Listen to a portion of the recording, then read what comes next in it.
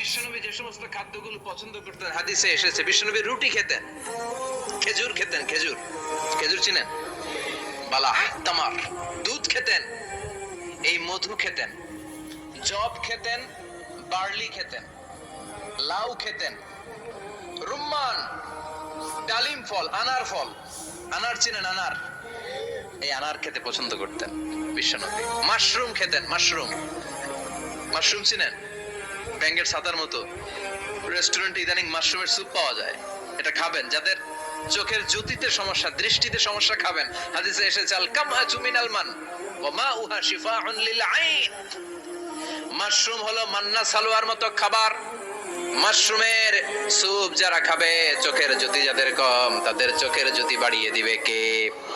বিশ্বনবী যে সমস্ত খাদ্যগুলো পছন্দ করতেন। বন্ধ করে দাও। ইমা ইমা, দেখো দেখো দেখো দেখো, এইদিকে এইদিকে, ফোন না, এইদিকে তাকাও, এইদিকে তাকাও। ইমা ইমা, আর আজওয়া খেজুর যদি কেউ প্রতিদিন সকালে 7টা খায়, ওই দিন কোনো সাপে কামড় দিলেও বিষে ধরবে না। বিষ্ণু বলেন মদিনার মানুষ তার নাম খুব পছন্দ করে। আ ধেই ধেই, বাবা বাবা বাবা বাবা।